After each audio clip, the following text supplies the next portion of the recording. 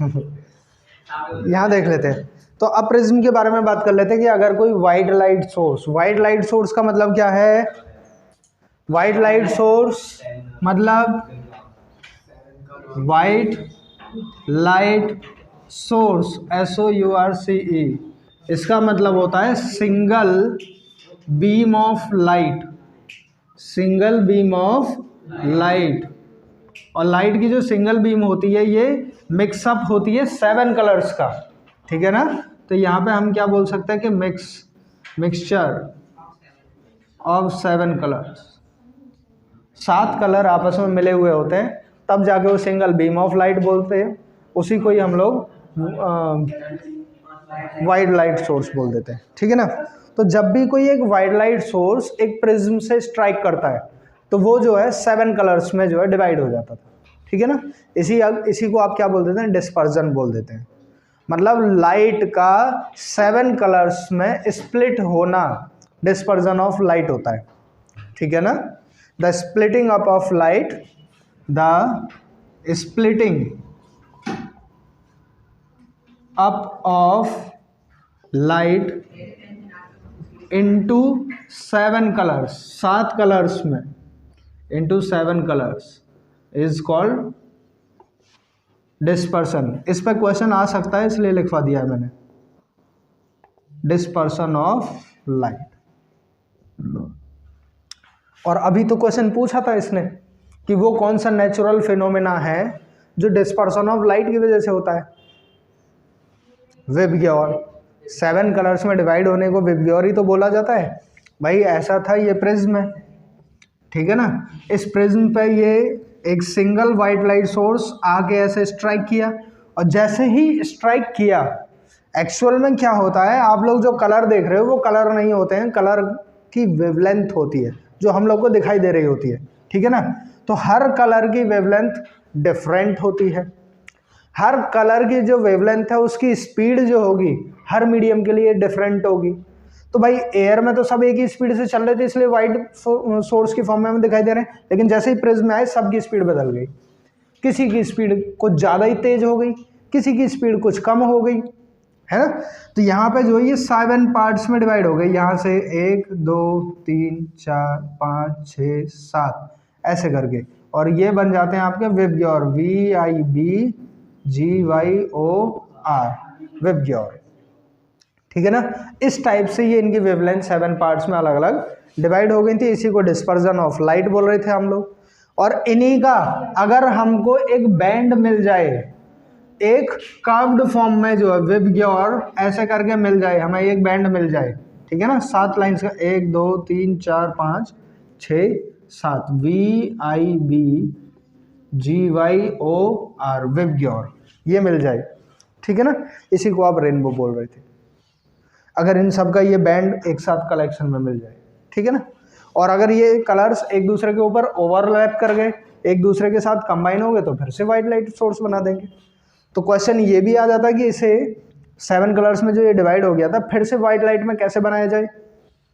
तो इसके सामने उल्टा प्रिज्म रख देना भाई। भाई सीधे प्रिज्म ने इनको बिखेरा था, तो उल्टा प्रिज्म क्या करेगा, फिर से एक बना देगा इन सबको, और ये सारी की सारी जो है इससे मिलके एक सिंगल रे बना के ऐसे निकाल देंगे यहाँ से, ठीक है ना।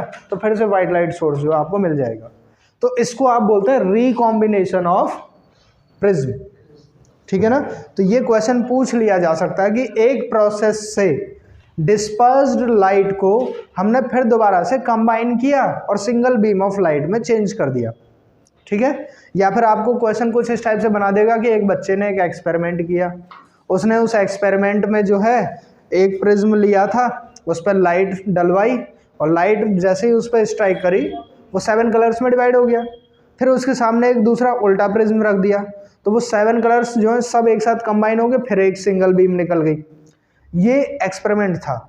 तो इनमें से इस प्रोसेस को क्या कहा जाएगा?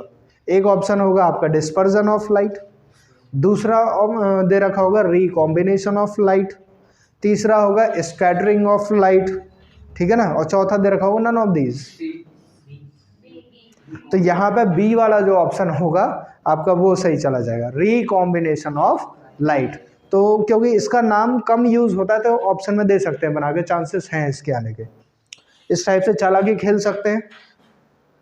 अब देखो इसमें एक क्वेश्चन बड़ा बढ़िया पूछा है, वो ये कह रहा है कि एक वाइट लाइट सोर्स प्रिज्म के ऊपर स्ट्राइक हुई तो इनमें से कौन सा कलर ज़्यादा फैलेगा, ये बात कर रहा है।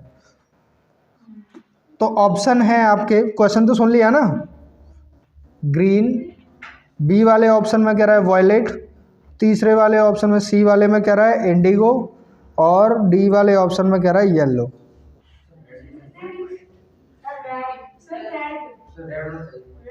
इनमें से, इन चारों में से कौन सा कलर सबसे ज़्यादा बेंड होगा? बेंडिंग ऑफ लाइट सबसे ज़्यादा किस में हो जाएगी? येलो में हो जाएगी। ठीक है ना। आपको वैसे भी याद रखना है विबग्योर, VIBGYOR, ठीक है ना। और यहाँ पे ये भी चीज़ याद रखिएगा कि इसकी जो वेवलेंथ होती है, ठीक है ना, इसकी वेवलेंथ बहुत बड़ी होती है और इसकी वेवलेंथ कैसी होगी? छोटी होगी। जिसकी वेवलेंथ बड़ी होती है वो ज़्यादा फैल जाता है, मतलब ये स्कैटर ज़्यादा होगा और ये स्कैटर कम होगा, फैलेगा कम। हम लोग को जो स्काई का कलर ब्लू दिखाई देता है वो कुछ इसकी वजह से ही तो दिखाई देता है कि उसकी स्कैटरिंग जो होती है वो कम, सॉरी ज़्यादा हो जाती है, उसकी वेवलेंथ छोटी हो जाती है इस चक्कर में, ठीक है ना। इसलिए स्काई का कलर हमको ब्लू दिखाई देता है, या पानी का कलर जो है वो ब्लू दिखाई दे रहा होता है। चारों में अगर मैं एक और क्वेश्चन बनाऊं कि इनमें से कौन सा कलर सबसे ज़्यादा डेविएट होगा, डेविएशन ऑफ कलर मैक्सिमम किस में सबसे ज़्यादा होगी? है वॉयलेट कलर के लिए, वॉयलेट कलर का जो डेविएशन है वो सबसे ज़्यादा हो जाएगा इसके लिए, ठीक है ना। तो मैं ऐसा लिख देता हूँ डेविएशन जो मैक्सिमम होगा ये आपका क्या होगा? वॉयलेट कलर के लिए हो जाएगा।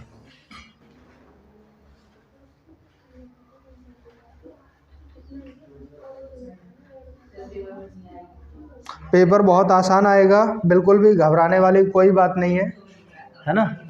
पेपर वाकई इतने आसान आएंगे कि अगर आपने थोड़ी सी भी पढ़ाई करी है और कंसेप्ट आपको पता है तो आप कर दोगे, ठीक है ना। और यहाँ पे ये कह रहा है कि स्टार्स की जो हाइट है उनकी एक्चुअल हाइट से ज़्यादा लगती है, ऐसा क्यों?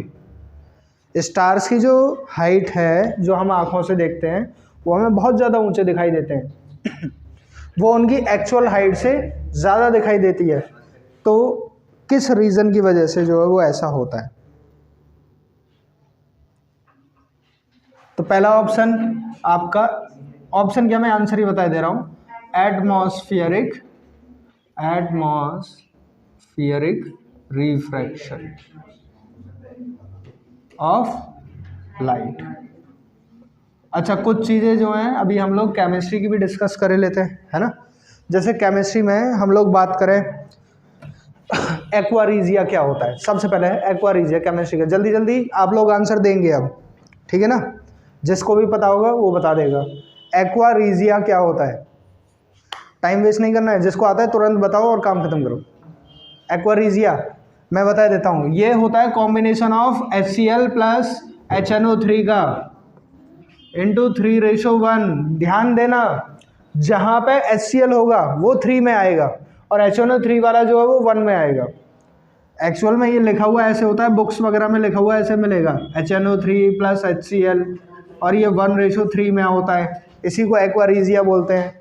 जो हम लोग कहते हैं ना कि सोने का पानी चढ़वा लिया हमने, तो सोने का पानी चढ़ाने के लिए भी हमें इसी का एक्वारीजिया का जो है हमें ज़रूरत पड़ती है। इसको हिंदी में अम्लराज बोलते हैं, कभी कभी इंग्लिश में भी जो है इसको अम्लराज लिख के दे दिया जाता है, AMAL, अमलराज। देख रहे हो, राज का भी नाम आ गया इसमें, अमलराज, ठीक है ना। इसका काम ही यही होता है कि सारे मेटल्स को डिज़ोल्व कर लेता है अपने अंदर, और जब डिज़ोल्व कर देगा तो उनकी लेयर जो है किसी के ऊपर भी डिपॉजिट कर दो, ठीक ना। तो लेयर को डिपॉजिट करने के लिए इसका यूज़ होता है। किस किस का कॉम्बिनेशन है ये? HNO3 और HCl, नाइट्रिक एसिड और hydrochloric acid. King of acids क्या बताया था मैंने? किंग ऑफ एसिड्स H2SO4, ठीक है ना। किंग ऑफ केमिकल्स भी उसे बोला जाता है, किंग ऑफ केमिकल्स को भी H2SO4 बोला जाता है। ठीक है, ये भी नाम याद रखिएगा, हो सकता है पूछ लिया जाए। इसके बाद जो है अभी हम लोग बात करें अमलगम क्या होता है, AMALGAM, अमलगम। तो बेटा ये एक अलॉय होता है मरकरी का। अमलगम के बारे में बात करें तो ये होता है it is an alloy of mercury. Mercury को क्या बोल देंगे, Hg। ठीक है, इस टाइप का कोई क्वेश्चन आ सकता है। फिर वो क्वेश्चन क्या पूछेगा, देखो हम लोगों ने वैसे तो डिस्कस कर चुके हैं, रिएक्टिविटी सीरीज जो थी टेबल्स में है ना, उस पर बेस्ड काफ़ी क्वेश्चन आ जाते हैं। इसमें पूछ लिया जाएगा कि एक कंटेनर है, इस कंटेनर के अंदर जो है आपका HCl पड़ा हुआ है। ठीक है, यहाँ पे भी दूसरे भी कंटेनर में जो है HCl पड़ा हुआ है और तीसरे कंटेनर में भी HCl पड़ा हुआ है। तीन ही कंटेनर, चलो तीन ही के बारे में बात करते हैं, है ना। ये पहला कंटेनर, दूसरा कंटेनर, तीसरा कंटेनर। पहले कंटेनर में उसने यह कहा क्वेश्चन में कि इसमें जो है हमने जिंक डाल दी, दूसरे वाले में हमने कॉपर डाला Cu, और तीसरे वाले में जो है हमने मैं ऐसा मान लेता हूँ कि सिल्वर डाल दिया। ठीक है ना, तो वो ये कह रहा है कि इनमें से कौन सा डिस्प्लेसमेंट रिएक्शन को शो करेगा। ठीक है ना, तो हम लोग को क्या करना है, जिंक देखो, और ये हाइड्रोजन, सीधा सीधा कि जिंक जो होगा हाइड्रोजन से ज़्यादा रिएक्टिव है। रिएक्टिविटी सीरीज में हम लोगों ने देखा है। तो क्या करें, जिंक हाइड्रोजन को हटा देगा, उसकी जगह खुद आ जाएगा। इसी को आप डिस्प्लेसमेंट बोल रहे थे। लेकिन कॉपर क्यों नहीं कर पा रहा, क्योंकि कॉपर की रिएक्टिविटी हाइड्रोजन से कम है, तो कॉपर हाइड्रोजन को डिस्प्लेस नहीं कर पाएगा। सेम सिल्वर जो है वो भी आपका हाइड्रोजन को डिस्प्लेस नहीं कर पाएगा। ठीक है ना, इस टाइप का एक क्वेश्चन आ सकता है। फिर इसके बाद जो है वो कहेगा इनमें से कौन सा एम्फोटेरिक ऑक्साइड है। ठीक है ना, which one of the following is amphoteric oxide, और ऑप्शन आपको दे रखे हैं यहाँ पे Fe2O3, दूसरा वाला जो है Al2O3, तीसरा वाला जो ऑप्शन है बोथ A एंड B, और जो चौथा ऑप्शन है वो है आपका नन ऑफ दीज। तो इनमें से कौन सा ऑप्शन सही होना चाहिए एम्फोटेरिक ऑक्साइड के लिए? भाई साहब ये भी सही है, ये भी सही है, तो इसका मतलब सी वाला जो ऑप्शन होगा ये सही जाएगा। ये और ये दोनों ही आपके एम्फोटेरिक ऑक्साइड होंगे, इसलिए ये सी वाला बोथ ए एंड बी वाला सही जाएगा, किसी एक को मत लगाना। ठीक है ना, ये एम्फोटेरिक ऑक्साइड होते कौन से हैं? जो एसिडिक ऑक्साइड वाला भी नेचर शो करते हैं और बेसिक ऑक्साइड वाला भी नेचर जो है शो कर रहे होते हैं, इसलिए इनको एम्फोटेरिक ऑक्साइड बोलते हैं। हाँ, जिंक नहीं है, यस, इसलिए मैंने ये क्वेश्चन बना दिया और दे दिया कि गड़बड़ ना हो जाए। ठीक है ना, और दूसरी चीज़ एक और, अब एसिडिक ऑक्साइड और बेसिक ऑक्साइड क्या होते हैं ये भी तो पता होना चाहिए। तो अगर हम लोग यहाँ पे बात करें एसिडिक ऑक्साइड के लिए, एसिडिक ऑक्साइड, तो भाई साहब एसिडिक ऑक्साइड वो ऑक्साइड होते हैं आपके जो मेटल से मिलके बनेंगे, सॉरी नॉन मेटल से मिलके बनेंगे, नॉन मेटल्स से मिलकर बनते हैं, है ना। ऐसा लास्ट में ऐसा स्माइली सी बना देते हैं हम लोग, ये है ना, ऐसे करके। इसकी नाक टेढ़ी हो गई यार, है ना, ऐसे कर रहे हैं, इतना ही काफी, टेढ़ा मुंह करके हंस रहा है। ओके तो एसिडिक ऑक्साइड जो होंगे आपके वो नॉन मेटल से मिलके बनेंगे, तो सीधा सीधा है कि जो बेसिक ऑक्साइड होंगे वो क्या होगा आपका मेटल से मिलके बनेंगे। ठीक है ना, तो बेसिक ऑक्साइड जो होंगे, बेसिक ऑक्साइड मेटल से मिलके बनते हैं, मेटल्स से मिलकर बनते हैं। अब इनके एक दो एग्जाम्पल देखे लेते हैं, क्योंकि मुझे पता है मैं भले ही कितना भी बता दूं, जब तक एग्जाम्पल नहीं बताऊंगा आप लोग पहचान ही नहीं पाएंगे। कुछ तो इतने मासूम हैं, सब कुछ बताने के बाद ऐसे देखते हैं मर्डर कर दिया है मैंने, है ना। तो यहाँ पे देख लेते हैं इसको। मैं कोई एग्जांपल लेता हूँ, Na2O, ठीक है ना। तो ये कैसा ऑक्साइड है, Na2O। देखो सोडियम कैसा है, मेटल है, मेटल के साथ ऑक्सीजन जोड़ दिया तो क्या बनेगा, मेटल ऑक्साइड। और मैंने अभी बोला है कि जो बेसिक ऑक्साइड होते हैं वो मेटल वाले ऑक्साइड होते हैं, इसलिए ये कैसा होगा, बेसिक ऑक्साइड होगा, ठीक है ना। अब मैं दूसरा बोलूँगा MgO, ये कैसा होगा, बेसिक एसिडिक, ये भी आपका बेसिक ऑक्साइड होगा बिकॉज Mg इज मेटल, ठीक है ना।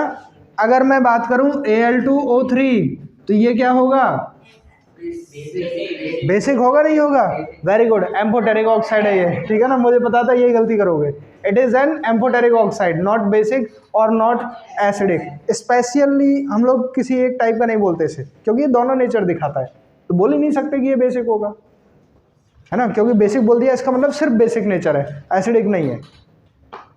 तो ऐसे ही इसको अगर ये बोले Fe2O3, उसको क्या बोलेंगे, एम्फोटेरिक ऑक्साइड होगा। अब मैं बात करूं ZnO, तो भाई साहब जिंक भी आपका मेटल होता है, जस्ता, तांबा, कॉपर, है ना, ये सब आते हैं, तो ये भी आपका कैसा होगा, बेसिक ऑक्साइड होगा। अगर मैं यहाँ पे CO2 बोल दूं, acidic oxide, carbon non metal है, ठीक है ना। SO2 बोल दिया, एसिडिक ऑक्साइड। CO बोल दिया, वेरी गुड, ये कुछ ऑक्साइड नहीं बना, ठीक है ना। वैलेंसी चेक कर लो इनकी, अरे कार्बन की वैलेंसी भाई मैं ये चेक करवा देता हूँ, चलो पहले, है ना। ऐसे ये कार्बन है, ये ऑक्सीजन है, कार्बन की वैलेंसी कितनी होती है, 4, because carbon is tetravalent, atomic number 6 होता है, 2,4, ठीक है ना। ऑक्सीजन के बारे में बात करें तो वैलेंसी 2 है, ठीक है ना। तो 2 से ये 1 टाइम और ये 2 टाइम 67 हो गया, तो 1 का मल्टीप्लाई से 2 का मल्टीप्लाई से, तो C और O2, तो क्या बना, CO2 ही बनेगा, CO नहीं बनेगा, ठीक है ना। तो उसके बारे में कमेंट पास ना करिएगा, ठीक है ना। मुझे पता था ऐसा कुछ करोगे, आइडिया है मेरे को। और फिर उसके बाद में सर आप चीटिंग करते हो, आपने लिखा ही क्यों जब वो नहीं था, है ना। मैं लिख ही इसलिए रहा हूँ कि पता चल जाए, तो ये तो हो नहीं सकता। इसके बाद और कौन देख सकते हैं, SO2 भी हो गया।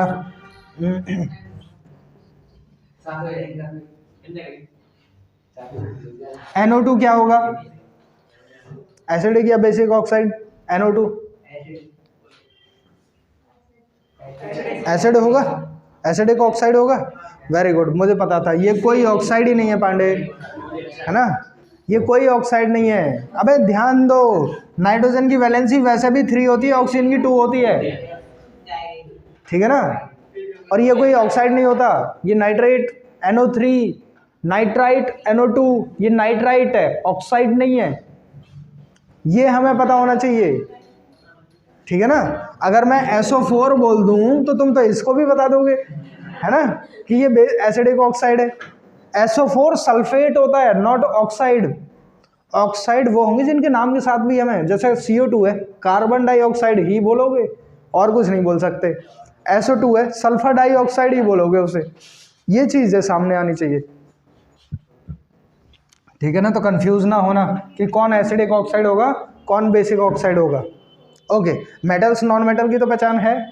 मेटल्स कौन होते हैं, जो इलेक्ट्रॉन्स को लूज करते हैं, इलेक्ट्रॉन को डोनेट करने के बाद, उन पर पॉजिटिव चार्ज आ जाता है, वो सब क्या हो जाते हैं, आपके मेटल्स हो जाते हैं। अच्छा, यहाँ पे हम लोग एक चीज़ और देख लेते हैं, मैंने एक ग्राफ बताया था कल, याद है, तो उस ग्राफ को जो है एक बार फिर से डिस्कस कर ले रहे हैं, ठीक है। उस ग्राफ को एक बार फिर से हम लोग डिस्कस कर ले रहे हैं। मैंने कोई एक ग्राफ बनाया है यहाँ पर ऐसे, और इस ग्राफ में मैं बात कर लेता हूँ यहाँ पे एटॉमिक रेडियस, यहाँ पे एटॉमिक रेडियस होगी और यहाँ पर एटॉमिक नंबर होगा, ठीक है ना। ये हम लोगों ने बात कर लिया था कुछ ऐसे, यहाँ पे मेजरमेंट दे रखे होंगे इसके, और वो मेजरमेंट जो है मैं मान ले रहा हूँ यहाँ पे 0 से स्टार्ट हुआ, 50, फिर 100, फिर 150, 200, 250, ऐसे करके। इसमें जो है एक एलिमेंट यहाँ पे प्रेजेंट था, इसको दे दिया मैंने नाम R, ठीक है ना। दूसरा एक एलिमेंट आया यहाँ पे, उसको नाम दे दिया मैंने O। तीसरा एक एलिमेंट यहाँ पे आया, इसको नाम दे दिया मैंने H, इसको नाम दे दिया I और इसको नाम दे दिया T। ठीक है ना।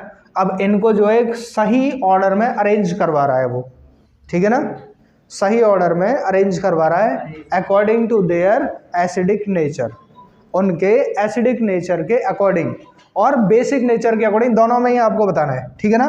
पहले में किस में बताना है, एसिडिक नटूरे, है ना, एसिडिक नटूरे के अकॉर्डिंग आपको बताना है, और दूसरे वाले में क्या बताना है, बेसिक नटूरे के अकॉर्डिंग। तो यहाँ पे लिख देंगे बेसिक नटूरे के अकॉर्डिंग। तो पहला वाला हम लोग इसे बनाए, तो मैंने क्या बोला था कि जिसका ग्राफ ऊंचा उसका मेटेलिक कैरेक्टर भी ऊंचा होगा, बढ़िया होगा। ठीक है ना। तो सबसे पहले जो है सबसे ज़्यादा मेटेलिक कैरेक्टर टी का, फिर उसके बाद आई, फिर उसके बाद एच, फिर ओ, फिर आर। ठीक है ना। और अगर यही नॉन मेटेलिक या बेसिक कैरेक्टर के बारे में बात करता है ये, अच्छा कभी कभी जो है बेसिक कैरेक्टर को नॉन मेटेलिक कैरेक्टर बोला जाएगा, तो उससे कंफ्यूज मत होना, बेसिक और नॉन मेटेलिक कैरेक्टर बात एक ही हो जाएगी। देख लेते हैं। तो दूसरे वाले में जो है जब बेसिक नेचर के बारे में बात करेंगे, नॉन मेटेलिक कैरेक्टर के बारे में बात करेंगे, है ना। नॉन मेटेलिक कैरेक्टर बात कर ले रहे हैं, बेसिक नहीं, सॉरी, यहाँ पे जो है नॉन मेटेलिक लिख देता हूँ, नॉन मेटेलिक इस कैरेक्टर के बारे में। तो पहले आर आ जाएगा, फिर ओ, फिर एच, फिर आई, फिर टी। अबे ये किसी का नाम बन गया क्या? ओह, ऐसे पॉइंट लिख दिए मैंने, नाम बना दिया। ओके ठीक है ना। तो इतना जो है काफ़ी है। फिर इसके बाद रह जाती है आपकी बायो में आपका लर्निंग वाला पोर्शन है। ऑल द वेरी बेस्ट आप सभी के लिए, बहुत अच्छा करके आइए। माँ सरस्वती की कृपा आप सब पे बनी रहे।